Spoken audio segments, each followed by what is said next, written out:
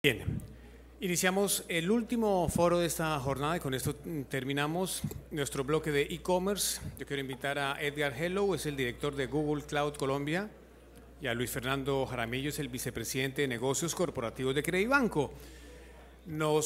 Este foro lo coordina y lo modera mi gran amigo, presentador de Noticias RCN y la FM, Yamit Palacio.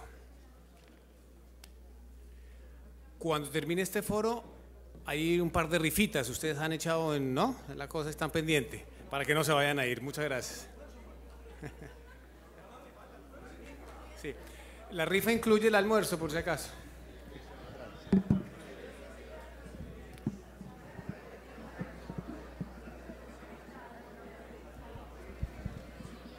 Muy bien, tenemos el inmenso reto de hacer que este sea un buen aperitivo para el almuerzo y no parte de la siesta. Así que gracias por acompañarnos todavía y esperamos que buena parte de este auditorio tenga interés en las presentaciones de Edgar y de Luis Fernando más que en la rifa en el carro. Bienvenidos todos. Doctor Botero, gracias por la posibilidad de volver a este escenario. La última vez que estuve en un congreso de FENALCO, yo terminé en una clínica con apendicitis en Cartagena y el doctor Sabas terminó de ministro. Ninguno de los dos quiere repetir la experiencia. Empezaremos entonces con presentaciones. El ministro ha dicho ya varias cosas, yo solamente quiero dar dos datos adicionales que me parecen relevantes para todo esto, porque me parece que el ministro los ignoró, no creo que haya sido necesariamente con alguna mala intención. Les voy a decir que hace unos días le pedí a Camilo de Radar que me diera cifras de comercio electrónico. Y entonces, cuando uno mira el tema de comercio electrónico, pues Colombia evidentemente ha crecido mucho, lo muestra el ministro Luna, pero estamos, mis compañeros de panel seguramente me lo podrán corroborar, estamos muy por debajo del promedio de América Latina. Es líder en el continente Estados Unidos, luego le sigue Chile, luego Argentina, luego Brasil, luego está el promedio latinoamericano en número de transacciones hechas a través de plataformas electrónicas, luego México y luego Colombia. Es decir, países de niveles similares de desarrollo a Colombia están bastante por encima. Eso para ambientar esta discusión que tiene dos carriles. El uno, que es el carril del sistema financiero, de lo cual Luis Fernando desde Credibanco nos podrá dar mayores luces, y el carril de las plataformas tecnológicas, desde lo cual Edgar en Google tiene mucha más información. Transacciones e interacciones es de lo que habla esta primera gran encuesta del Ministerio de las TIC, hecha por cifras y conceptos. Razones por las cuales no compra por internet: 69%, prefiero ir a comprar directamente en el sitio, 69%.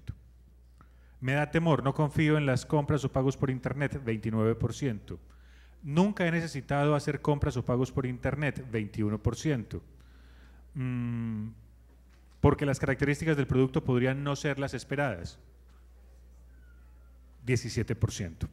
No sé cómo hacer compras por internet, 15%. No tengo tarjeta de crédito o débito, 15%.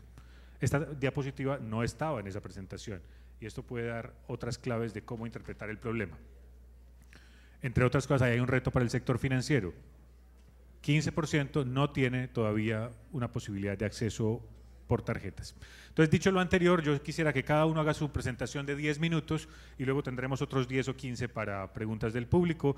Don Edgar, por favor, el público lo escucha, usted tiene una pequeña presentación. Sí, bueno, iba a presentar con diapositivas, pero con números, pero es que yo creo que hasta ahora ponerles más números los va a enloquecer.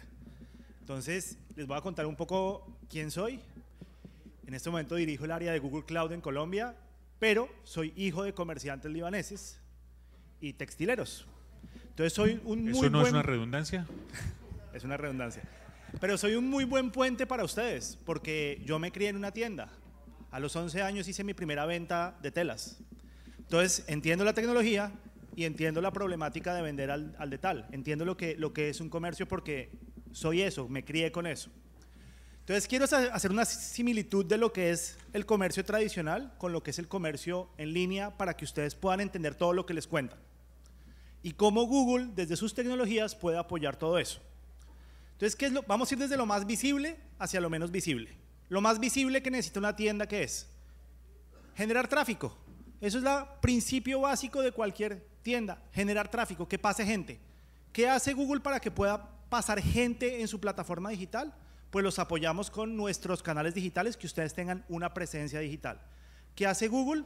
Simplemente les ayuda en su pauta digital en dos de los medios que son los más consumidos hoy en día por los colombianos. ¿Alguien se atreve a decir cuáles son los dos medios digitales más consumidos por los colombianos? Google, el buscador, y el segundo, YouTube. ¿Sí?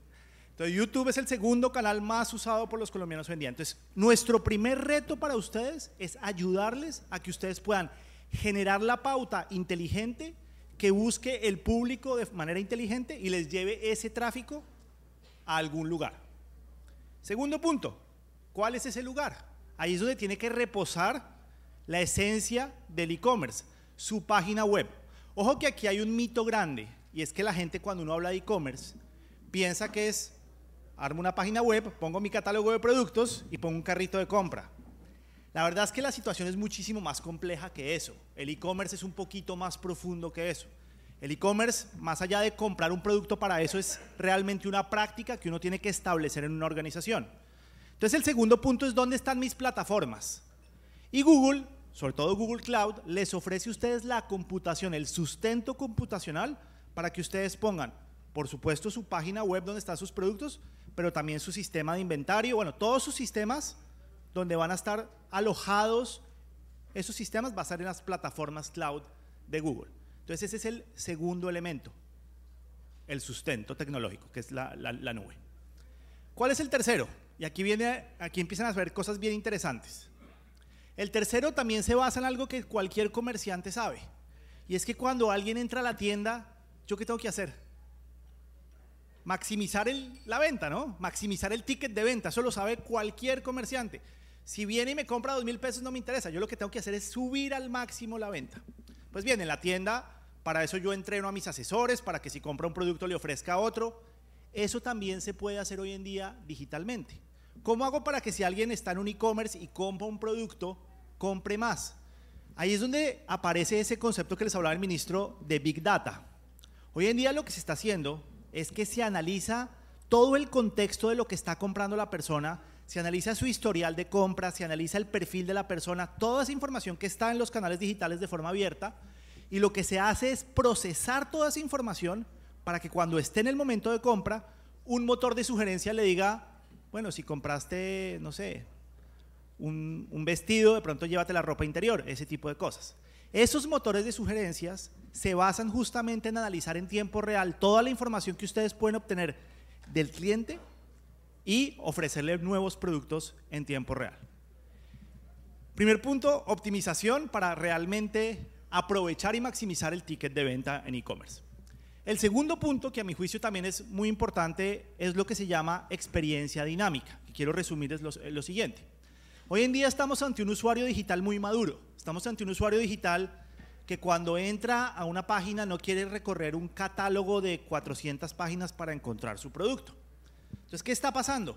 También estamos usando técnicas de Big Data para ofrecerle al usuario final una experiencia dinámica. Es decir, si llega a una página web, que la página web no le muestre lo mismo a todas las personas, sino que en función del perfil, de la microsegmentación de la persona, va a generar una experiencia de manera dinámica, de forma que cierta persona con ciertos gustos se le muestra ciertos productos y ciertas personas con otros gustos se le muestra otros productos.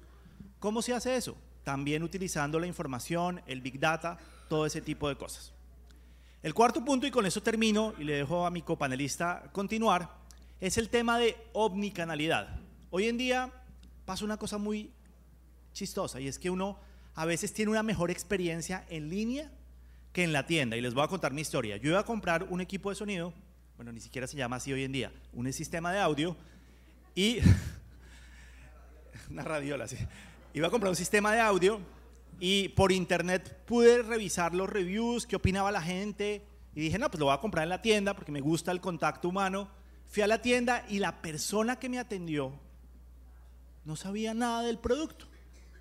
Entonces eso nos hace pensar en algo bien interesante.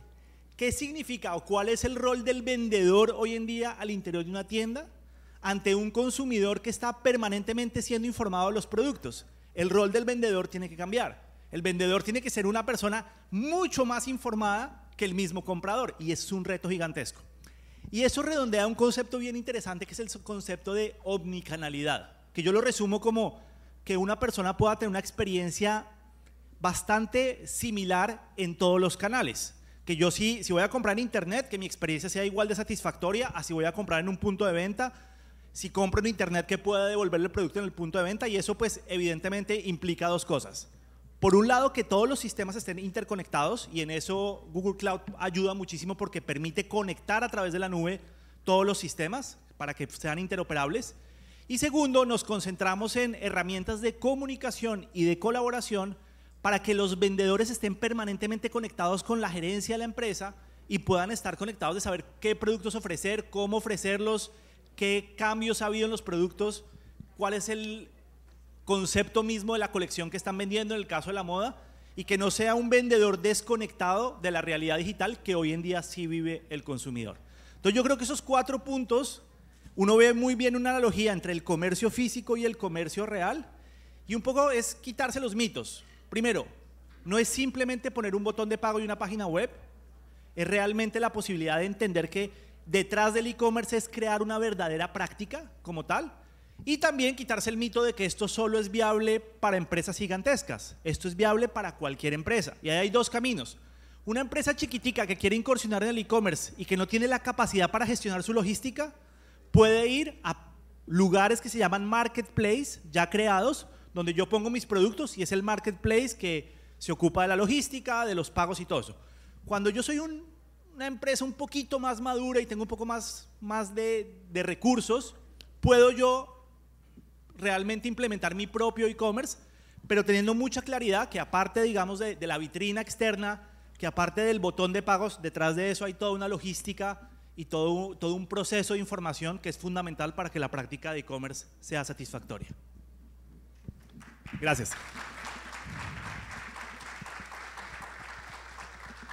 Muy bien, don Luis Fernando. Entonces, desde la otra orilla, que ya no es solamente soporte tecnológico, sino todo el tema financiero, un poco guiado por las preguntas y los retos que planteaba el ministro y los datos que decíamos aquí, ¿ustedes cómo están viendo la cosa?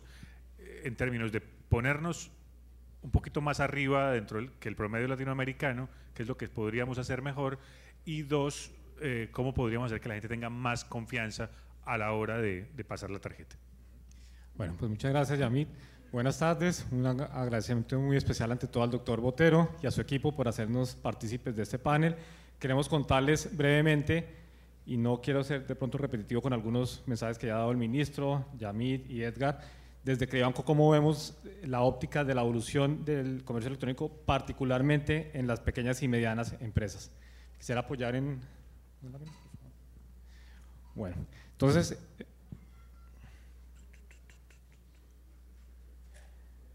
Efectivamente, Yamit, el reto es grande. El reto es grande porque si vemos a nivel internacional, esa media de la región está en una adopción de más del 80% de las pymes en Latinoamérica tienen ya una presencia en comercio electrónico a nivel de venta. Nosotros vemos las cifras muy similares a las que exponía el ministro, del orden de un 37% de las pymes están en comercio electrónico, vienen creciendo de una manera importante a un ritmo casi cercano al 30% en crecimiento de volumen de empresas que se vinculan al comercio electrónico. Entonces se viene haciendo la tarea, pero el reto es grande. Llegar a esa media, hay que tumbar muchas de las barreras que hemos hablado acá, hay que hacer aportes de todo el sector para poder seguir avanzando. Cuando vemos un poco más en detalle ya cifras vistas desde la información que ve Credibanco a través de las transacciones de los comercios que cursan con Credibanco, vemos temas interesantes como, pues, digamos aquí nosotros lo que llamamos la pequeña empresa, es para la cual para nosotros tiene una facturación total entre 100 y 3.500 millones al año. Vemos que en comercio electrónico es una empresa que en promedio hace 60 transacciones al mes con un ticket promedio de 350.000 pesos. Eso quiere decir más o menos que pueda estar facturando 250 millones de pesos al año en comercio electrónico. Ya es relevante. Cuando lo vemos a nivel de las transacciones, viene creciendo del orden del 21% este año. Eso es un dato relevante si tenemos en cuenta que en general el comercio este año, ustedes seguramente lo tienen muy claro, a nivel de transacciones va a terminar creciendo del orden del 10,5%. Entonces estamos viendo que aquí estamos creciendo casi al doble en comercio electrónico en transacciones que lo que es el comercio en general. Cuando lo vemos desde el punto de vista de la facturación también, tenemos un crecimiento esperado para este año del 9% de las pymes en comercio electrónico, y pues ustedes lo han hablado aquí en estos días, el promedio de crecimiento pues del comercio este año va a estar muy por debajo de esto. Entonces vemos que claramente es un factor muy importante donde las pymes encuentran una palanca para seguir creciendo, para seguir desarrollando sus negocios en lo que es el comercio electrónico. Sectores que están impulsando este crecimiento, ya el ministro mostró algunos muy similares. Aquí tal vez resaltar, por ejemplo, temas como vestuario. Digamos, se ha ido rompiendo esa barrera del consumidor que quiere poder ver y palpar y experimentar lo que está comprando. Eso es normalmente lo que uno busca en la experiencia de vestuario, pero a pesar de eso es uno que crece muchísimo. Barreras, ya hemos hablado de barreras, tal vez yo solo quiero enfatizar algunas. Digamos, del lado del consumidor sigue siendo importante la barrera de la bancarización. Vemos, digamos, estudios donde nos demuestran, y lo habló muy bien el doctor Arce esta mañana a profundidad, de los millennials. El millennial es uno de los que son más afines, su perfil, a querer consumir en comercio electrónico. Pero vemos que hay una baja bancarización, sobre todo en el segmento de los adultos menores de 24 años, y ahí hay que poder reforzar eso, alternativas y no es ni siquiera la banca tradicional, son temas como poder tener tarjetas prepago, acceso a depósitos electrónicos y otros mecanismos para transar en comercio electrónico. Tal vez donde sí también vemos barreras que tal vez no se han hablado tan concreto es desde el lado del comercio. Entonces aquí, ¿qué sucede? ¿Cuáles son esas barreras que nosotros vemos principalmente? Edgar lo decía, meterse en e-commerce es un área de negocio de una empresa, no es sencillamente botar allí un portal. Las empresas, muchas, y lo vemos en el día a día cuando hablamos con ellas, nos dicen, oiga, yo sé que tengo que estar en e-commerce, oiga, pero es que no tengo ni idea cómo me le meto a eso. Entonces lo van postergando esa decisión. Entonces es un desconocimiento sobre lo que es el mundo de e-commerce. Obviamente también necesitan encontrar soluciones que no sean tan complejas, que sean accesibles, que sean integrales para hacer una presencia en e-commerce. Obviamente hay diferentes soluciones. Edgar mencionaba, Google tiene unas, hay muchas, Credibanco también está haciendo su aporte en este tipo de soluciones. También, digamos, el negocio online es un negocio que se gestiona. Esto no es poner una página web y ahí a ver qué sucede. Y para gestionarlo hay que tener esas herramientas que se han hablado hoy. Hay que tener herramientas de analítica, de big data, temas incluso de logística, de cómo asegurar con niveles de confiabilidad que un bien que yo le estoy ofreciendo a mi cliente efectivamente le va a llegar en el tiempo comprometido, lo va a poder rastrear, si tiene una necesidad de una devolución, que efectivamente se le den las garantías para ello. Hay también, digamos, ciertos sustos, ciertas prevenciones que tiene un comercio hoy en el tema del fraude. Digamos, hoy en día esto va a cambiar, pero hoy en día todavía el comercio, en comercio electrónico, es quien asume la responsabilidad cuando se presenta un fraude. Eso pues genera una prevención, vienen soluciones en camino, pero eso digamos es algo que está presente hoy. También, digamos, se ve la necesidad de, si bien es importante la protección del consumidor y hay una regulación respecto a cómo el consumidor se protege en su consumo por e-commerce, digamos, el comercio también tiene que encontrar que pueda haber un equilibrio y que pueda haber unas instancias para presentar una refutación, una objeción frente a alguna reclamación. Y finalmente también, digamos, vemos que pudieran haber incentivos, como lo vemos en otras prácticas internacionales, que ayuden a incentivar que haya un comercio electrónico en las pymes. Vemos que en otros países, caso México, han habido incentivos tributarios. Aquí hace falta mucho más de eso. Afortunadamente, por ejemplo, ayer se hizo un anuncio donde Findeter ya va a poner a disposición una importante suma de recursos para promover que existan operadores que fomenten el ecosistema de e-commerce en las pymes. Entonces, esas son buenas noticias. Ahí buscaremos también estar acompañando eso a través precisamente de la alianza que anunciamos hoy en día, donde Fenalco y Credibanco van a reforzar lo que es la red Redco para masificarla y llevar este tipo de soluciones tecnológicas integrales hacia los comercios para que se puedan desarrollar en e-commerce.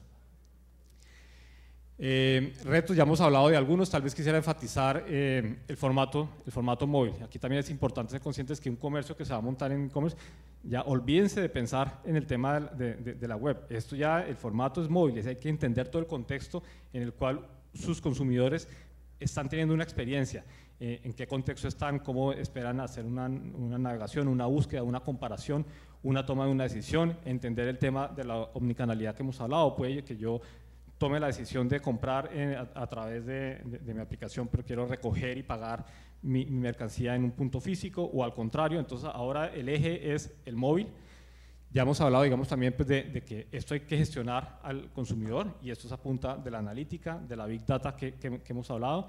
Y también, digamos, hay que entender que hay que sacar provecho de los temas de inteligencia artificial, de automatización, todo el tema de los bots, y también, digamos, que el consumidor en e-commerce, al igual que muchas veces en la experiencia física, espera que haya alguien que lo asesore, que lo atienda. En la experiencia e-commerce también a veces se requiere eso, y el consumidor lo espera, y por lo tanto el tema de asistencia virtual también es un reto importante. Necesidades, aquí fundamentalmente vemos una primaria, que es que haya mucha más aceptación de otros medios de pago diferente a la tarjeta de crédito, que es básicamente lo que predomina hoy en día.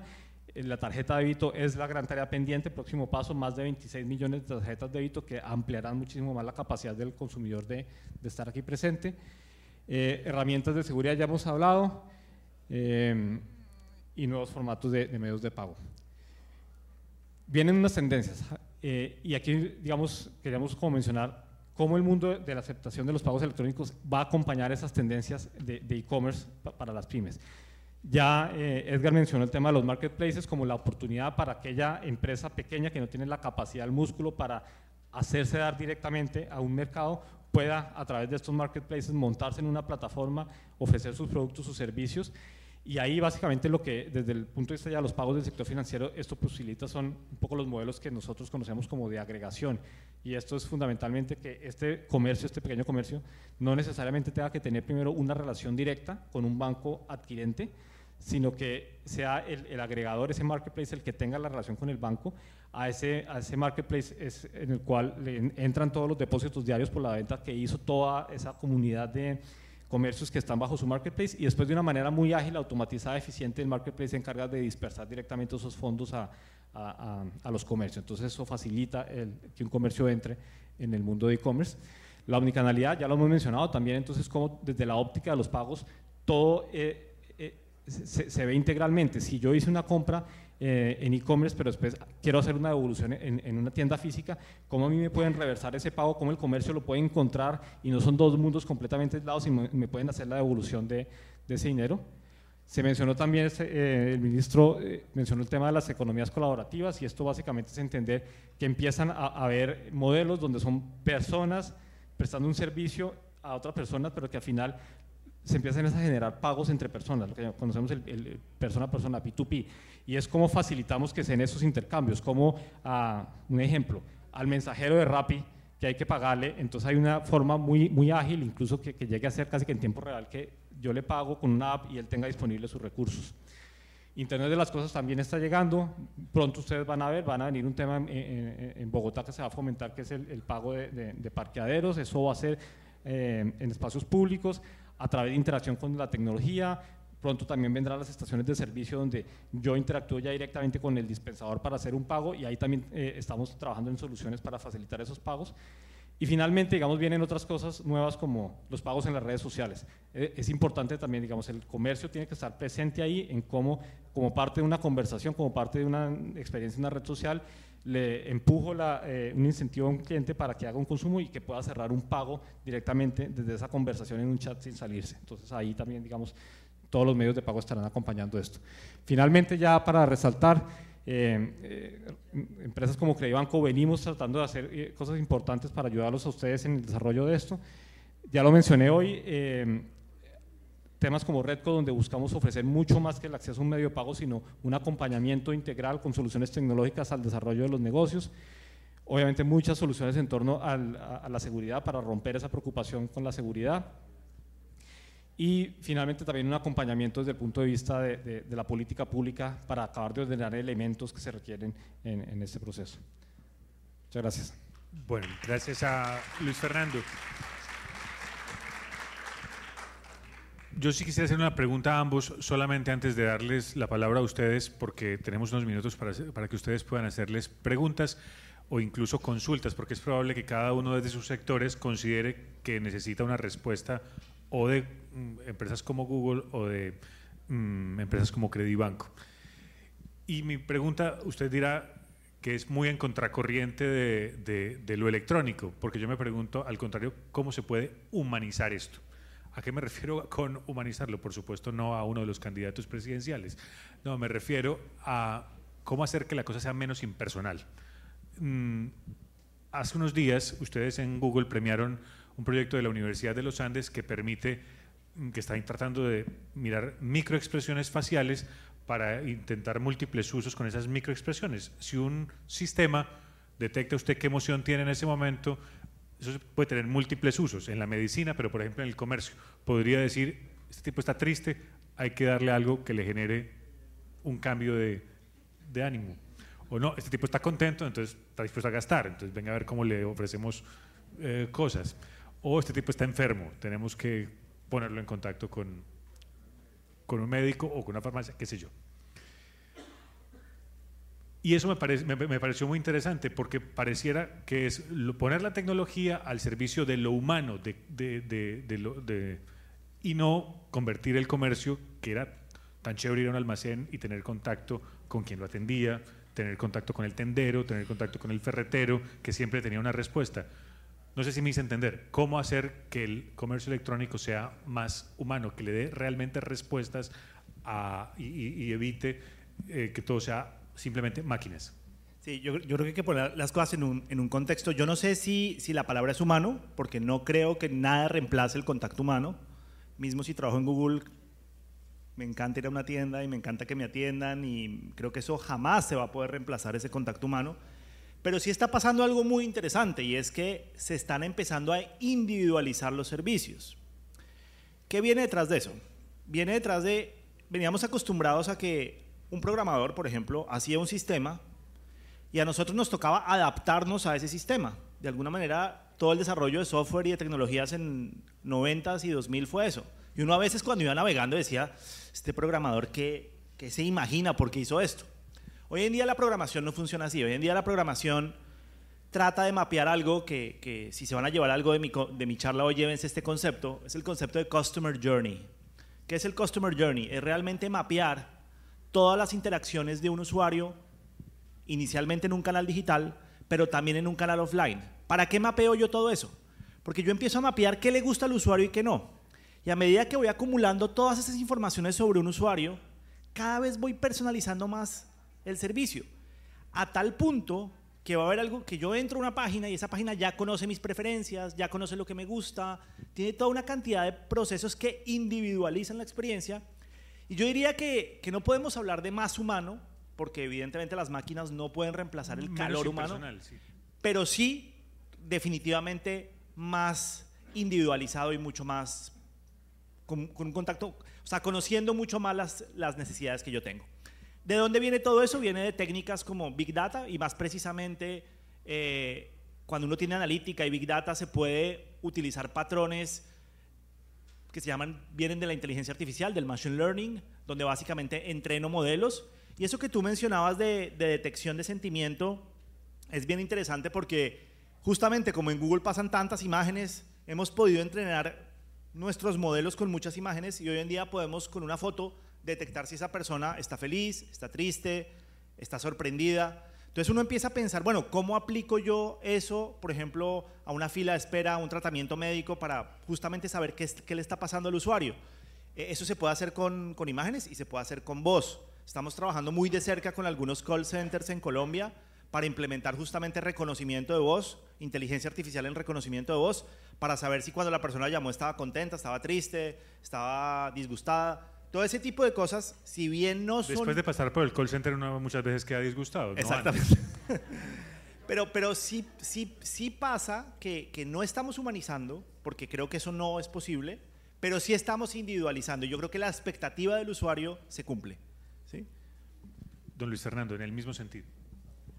No, totalmente de acuerdo con el aspecto de la personalización que parte de la base de la analítica, pero yo sí diría que de alguna manera sí puede haber cierta aproximación, por lo menos a tratar de generar una sensación de humanización desde el punto de vista de lo que hoy se puede hacer con tecnologías de inteligencia artificial y de lenguaje natural. Y esto quiere decir que sí, detrás empiezan a haber robots que son capaces de entendiendo tu perfil, no solamente entender lo que tú le estás diciendo en un lenguaje natural, sino también anticipar el tipo de respuestas y cómo te las debe dar, incluso poder identificar el mood en el que andas en ese momento. Entonces sí empiezan a haber unas herramientas que, digamos, yo no diría que se trate de engañar al consumidor, sino de facilitarle a través de un lenguaje natural que él haga una pregunta y la pueda interpretar y le dé una respuesta también en ese tono. Entonces sí puede haber algo ahí de humanización. Tienen ustedes la palabra, por favor. Señor.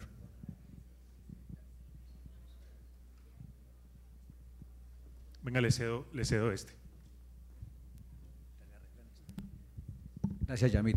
Especialmente para Edgar. Con este tema de la microsegmentación y lo que hablabas ahora del tema de mapear y con esto de la inteligencia artificial, queda uno como con una situación de cómo blindar con todo ese tema de los derechos, el tema de la privacidad, donde está quedando, y un componente que ya uno es ya un poco ético, que es el de tratar de, con todo este tipo de información que se tiene, llegar a extremos ya con usos no éticos de la manipulación, digamos, del consumidor o del ser humano, o de ingresar a esa privacidad y ya llegar a temas de fraudes mucho más, ya no solo del dinero, de metérsela a la cuenta, sino metérsela a su vida privada, íntima. Es una muy buena pregunta y da pie para aclarar algo, y es que cuando uno habla de microsegmentación, efectivamente uno utiliza variables de contexto para analizar lo que la persona quiere, pero en realidad esas variables de contexto no las estoy haciendo sobre Pedro Pérez, sino sobre una IP. Entonces yo cojo una IP precisa y hago todo el análisis sobre una IP, pero en Google, y si ustedes en algún momento leen términos de utilización de Google, está muy claro que nunca se individualiza, o sea, nunca hay una asociación entre la IP y una persona natural. Siempre es solamente un número y se hace el análisis sobre ese número, de manera que nunca se sepa la persona quién era, sino simplemente una máquina. Y eso de alguna manera blinda el que no se viole, digamos, la confidencialidad de las personas. Ahora hay otro punto que sí hay que reflexionar sobre la seguridad, sobre, digamos, la diferencia entre lo que es un Internet gratuito y un Internet pago. Cuando Internet se desarrolló, se tomó la decisión de que Internet fuera gratuito. Yo no sé cómo se tomó esa decisión, pero se tomó en ese momento esa decisión. Y al desarrollarse un Internet gratuito, de alguna manera hubo un consenso entre todos para que el modelo de sostenibilidad de Internet fuera a través de la publicidad. Ese fue un consenso entre todos. Lo que hay que tomar conciencia hoy en día es que está emergiendo un Internet pago, es decir, cuando yo contrato un servicio en la nube para hostear una aplicación de negocio, ahí ya no estoy en un modelo de Internet gratuito, sino en un modelo de Internet pago. Y en ese modelo de Internet pago no hay publicidad. En ese modelo de Internet pago yo estoy contratando una infraestructura de cómputo para mis propias necesidades. Tengan en cuenta que, complementando todo lo que dijo el ministro, el gran diferencial que va a haber en los próximos años entre una compañía y otra es la capacidad de procesar la información en tiempo real y tomar decisiones en tiempo real sobre la información que yo proceso. Entonces, la capacidad de procesar información no es algo que yo pueda tener hoy en día en mi empresa. Tengo que de alguna manera contratar grandes capacidades de información, y es por eso que la oferta de tecnologías en la nube es tan importante para eso. ¿Quién más? Yo. Mira, tengo una pregunta para ustedes. ¿Qué efecto tiene este nuevo sistema de compras con relación a los centros comerciales? ¿Alguien se arriesga? ¿Contestas o...? No, yo por lo que he leído lo que está pasando en Estados Unidos, y por ser comerciante también, y porque mi familia también está todavía muy involucrada en eso, hemos empezado a entender que los centros comerciales tienen que empezar de pronto a reformularse a sí mismos y de pronto volverse centros también de experiencia y de diversión. De pronto, en unos años, en la medida que el comercio electrónico empiece a canibalizar mucho lo que se hace en el comercio físico, de pronto hay que reformular lo que es un centro comercial. Y las ideas que yo he visto que surgen es cada vez más ofrecer una experiencia de entretenimiento, que eso finalmente, si bien hay cosas que se pueden digitalizar, hay otras que no se van a poder digitalizar. Entonces, que el centro comercial gravite alrededor de una experiencia de entretenimiento se va a volver fundamental para la sostenibilidad del mismo. Allá atrás. Buenas tardes, yo te hago una pregunta. Ahorita hablábamos de que las mismas páginas te van sugiriendo los contenidos que tú preferentemente estás buscando, pero ¿cómo eso limita la experiencia del usuario consumidor frente a todos los productos que te puede ofrecer Internet? Si siempre ya te están sugiriendo que deberías ver. No, yo creo que ese tipo de cosas no es tan unidimensional. Un modelo de inteligencia artificial nunca toma en cuenta una sola dimensión y te lleva a un solo punto. Un modelo de inteligencia artificial es bien complejo y va a tomar en cuenta muchas dimensiones de tu comportamiento, y tu comportamiento nunca es único. Tu comportamiento es, tú ves noticias, ves distinto tipo de noticias, o sea, los modelos que se hacen se basan en toda esa información que es estructurada y no estructurada y que está regada en los canales digitales, y a veces son sorprendentes. Yo no sé si a ustedes les ha pasado que a veces le aparecen a uno cosas que uno dice, pero este sistema, ¿cómo sabe que a mí me gusta eso? Y es porque detrás realmente son modelos bien sofisticados. La idea es acercarles a ustedes ese tipo de modelamiento porque realmente optimiza el ticket de venta. Es decir, existe el e-commerce muy plano donde no se optimiza eso y entonces se vende solo el producto, pero cuando uno logra entender al usuario, generarle una experiencia dinámica totalmente individualizada y además sugerirle los productos que son en el momento que son, uno optimiza el ticket de venta y pues es interesante. Luis Fernando quiere agregar algo sobre este punto en particular, pero ¿satisfizo esto tu inquietud? Pero justo en esa misma línea yo tengo también una duda específicamente sobre los buscadores. Excúsenme que me tome esta licencia, pero si yo estoy aquí en Gaira, en un barrio de aquí de Santa Marta, y me meto a Google, a la dictadura de Google, y meto ferreterías, ¿cierto? Ferreterías, entonces me va a aparecer alguien que pagó por aparecer de primero en Google, ¿verdad? Entonces me va a poner plum, Home Center, plum, y no me va a aparecer probablemente una que es la ferretería Gaira o la ferretería La Esperanza, que a lo mejor yo no me acuerdo, que queda a 6 cuadras de mi casa y que me puede vender unos clavos mucho más cerquita. Y entonces la pregunta es si eso no está un poco, digamos, poniendo en desigualdad a ese pequeño ferretero versus a uno que no tuvo con qué pagar para posicionarse mejor en su buscador. Yo creo que es todo lo contrario. Yo creo que si haces ese ejercicio realmente, te vas a dar, y sobre todo con ferreterías, y los invito a que lo hagan ahora que vayan a sus casas, se van a dar cuenta que quienes más utilizan la publicidad de Google son las ferreterías chiquitas de barrio. ¿Por qué? Porque un gran comercio tiene muchísimo dinero para invertir en una gran página web y contratar al mejor ingeniero que le haga un tagueo en la página que le garantice que va a salir de primeras en el buscador. Básicamente, un algoritmo de búsqueda se basa en cosas muy complejas como cuántas páginas se van hacia él. Bueno, es algo bien complejo que no se puede explicar en corto tiempo, pero lo que uno ve es que en la búsqueda orgánica son las empresas que diseñan muy bien su página web y tienen mucha experiencia las que van saliendo de primeras. Si uno mira, por ejemplo, en la búsqueda contextual de barrio, ¿quiénes son las que aparecen? Aparecen justamente el tendero que invierte muy poco dinero, ¿sí?, para ofertar su servicio. Y son los tenderos, los ferreteros, los cerrajeros, todo ese gremio que tiene un nivel de adopción impresionante en Colombia para el uso del buscador pagando un poquito de plata, pero que le garantice el servicio. Si uno extrapola eso a mercados más maduros, como el mercado argentino, uno se da cuenta que en Argentina esta práctica es totalmente estandarizada. Es decir, los pequeños comerciantes de barrio han logrado implementar esto con mucho éxito justamente para mantener un poquito la tradición de su comercio, pero tener conectividad e e-commerce con todo el barrio. Es totalmente lo contrario. Muy bien, entonces haremos el ejercicio y ustedes y yo hacemos el ejercicio ahorita. A buscar, aquí dicen pluma, entonces lo que hay que buscar es un plumero. Permítame un segundo, porque yo sí quiero saber qué está haciendo Credibanco en relación con esos pequeños negocios, porque probablemente haya gente que no está bancarizada y que necesita otros medios de pago que le permitan a esos pequeños comercios entrar en todo este asunto y a los usuarios facilitar el pago. Sí, correcto. Digamos, Aquí es importante entender que entre más pequeño sea el comercio, tienen que entender una razón suficiente para vincularse a la aceptación de medios de pago. Aquí lo que estamos buscando es llegar con una solución que beneficie su negocio en el sentido, por ejemplo, que le permita generar nuevas fuentes de ingresos. Entonces, como a un comercio le podemos llegar en una aproximación con soluciones de corresponsabilidad bancaria, o ya si hablamos un poco de la alianza que estamos trabajando con Redco, de esas soluciones de ventas de recarga de tiempo al aire, de ventas de etiquetes de bus, y se tiene que dar un mejor equilibrio entre una fuente generadora de ingresos para que pueda sopesar, digamos, eso que él puede ver como un costo o como una barrera para empezar a aceptar esos pagos.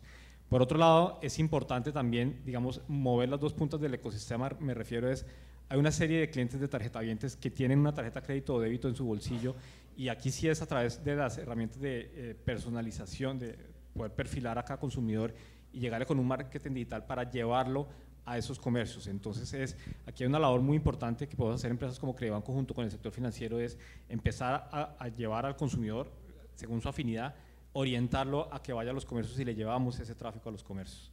Y el señor de verde que tenía una pregunta que es la última de esta mi tarde forzando sus pregunta estómagos. En el momento en el cual una compañía se lleva la información y la hostea fuera del país, pues nosotros acá tenemos leyes para el manejo de protección de datos, como la ley 1581. Y en Estados Unidos, por ejemplo, existe la ley Patriota. En ese momento la información de la compañía, ¿qué ley la cobija ya o cómo se maneja ese aspecto? Bueno, esa es una pregunta que hemos estado trabajando muy de cerca y hemos avanzado mucho con Mintic y con la SIC. Justamente lo que queremos es garantizarle al país que cuando las informaciones están en la nube, están protegidas, realmente lo que hay que entender en la nube es que la información no está en un lugar, en un país. El concepto de nube, y es un concepto técnicamente algo complejo, cuando uno sube un documento a la nube, ese documento es desmaterializado y enviado a muchísimos lugares que después cuando uno va a consultar se reagrupan. Entonces realmente eso no lo cobija una ley de un país como tal, simplemente los datos están repartidos y acceder a esos datos es muy complicado. Ahora, evidentemente, una compañía que está en Estados Unidos, que tiene una orden judicial de entregar un dato, debería hacerlo en algún momento, como lo tienen que hacer las empresas en Colombia. Pero son situaciones que no han pasado, y yo lo que invito, y es una reflexión importante para todo el mundo, es que no cojamos supuestos y supuestos y supuestos y supuestos, porque si hemos estado cerca de decir no usemos la nube, yo creo realmente que no usar la nube sería echar unos años para atrás. Aquí nos estamos jugando algo bien importante y es la balanza comercial. Piensen lo siguiente, imagínense que en Colombia utilizamos Netflix, utilizamos Uber, entonces empieza la plática a irse para otros países y nosotros empezamos a decir no utilicemos la nube. Entonces, ¿cómo van a competir nuestras aplicaciones que desarrollemos en Colombia para que la plática también venga para acá? Entonces, ese tema de balanza comercial yo creo que es importante, y lo que la nube ofrece es exactamente las mismas tecnologías que están usando en este momento desarrolladores en el Silicon Valley, es que los programadores de aquí puedan usar exactamente esas tecnologías. Eso quiere decir que la brecha, como podía pasar hace unos 5 o 6 años, la brecha ya no es tecnológica, la brecha es de conocimiento. Y la brecha de conocimiento depende de nosotros. Muy bien. Doctor Botero, como yo tengo un problema aquí, quiero trasladárselo. El señor tiene una pregunta, yo había dicho que esta era la última, entonces tenemos dos alternativas. O dejamos que pregunte o los dejamos para que entre ellos conversen después de terminado este panel. Muy bien, señor. Entonces, el doctor Botero. Doctor Botero, muchas gracias, muy amable. Edgar, voy a salir en defensa de Google. Hay Credibanco, perdón. ¿no? Voy a salir en defensa de Google en varias cosas, pero para preguntarte algo. Mi empresa suramericana de arrendamientos logró una verdadera transformación gracias a utilizar Google para el trabajo, como herramienta de trabajo. ¿Qué sucede hoy y qué veo yo hoy que deberíamos esperar de Google? Y es intentar volver a algo tradicional como unas aulas para el entrenamiento empresarial, porque las herramientas que están colgadas son muy buenas, pero no todos nuestros empleados alcanzan a apropiarlas como debiera, sobre todo porque cada empresa tiene su particularidad, o por lo menos cada gremio tiene su particularidad. sería útil que Google pensara en que además de la línea que es 1A y del servicio que uno tiene por allá, hubiera a nivel de los gremios Sitio físico. Sí, un entrenamiento físico que probablemente sea una inversión alta al principio, pero después eso es de una velocidad impresionante. Nosotros nos gastamos 2 días de trabajo completicos con el personal, pero de ahí para arriba la velocidad fue sorprendente. Antes veníamos pegadito de ver el video, no sé qué. Entonces, una sugerencia es esa. Y la segunda, vi que el editor de videos de YouTube lo van a cancelar. Por favor, déjenoslo vigente. Gracias. Ok, solamente sobre el primer punto, esa acotación que hace sobre servicios de Google, la hemos escuchado. Digamos que lo que nos ha dicho la industria es, nos interesan los productos de Google, pero nos interesa también el expertise de Google. Entonces, en este momento estamos lanzando un área de servicios profesionales que lo que busca es a las empresas que quieren irse a la nube, a las empresas que quieren implementar prácticas de Big Data y de e-commerce, de inteligencia artificial o de trabajo colaborativo, ya poder ofrecerles servicios, no solo a través de partners, sino realmente Google directamente ofrecérselos, porque se está valorando tanto nuestras plataformas como nuestro expertise. Esa sugerencia la hemos escuchado y te agradezco. Y que lo del editor, que si se queda así o que si lo van a Eso quitar. yo no soy un interlocutor para... Muy bien. ¿Quieren dejar algún dato de contacto por si los quieren hacer consultas vía correo electrónico o algo parecido, ya que estamos hablando de contactos digitales? edgargelou@google.com o en LinkedIn. Muy bien. edgargelou, Helou, @google.com. Hello. Muy bien. El mío, luis.sierra@credibanco.com. Ahí los tienen por si quieren hacerles preguntas por correo. Yo creo que ellos a veces en noches de insomnio responden ese tipo de correos. Gracias a todos por haber sacrificado un tiempecito de su almuerzo y al doctor Botero, muchas gracias. ¿Qué sigue, Juan Eduardo Jaramillo? Antes de Juan Eduardo y de la siguiente conferencia, perdón.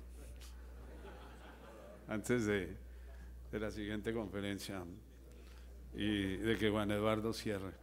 Esta conferencia mía va a ser de unos pocos segundos.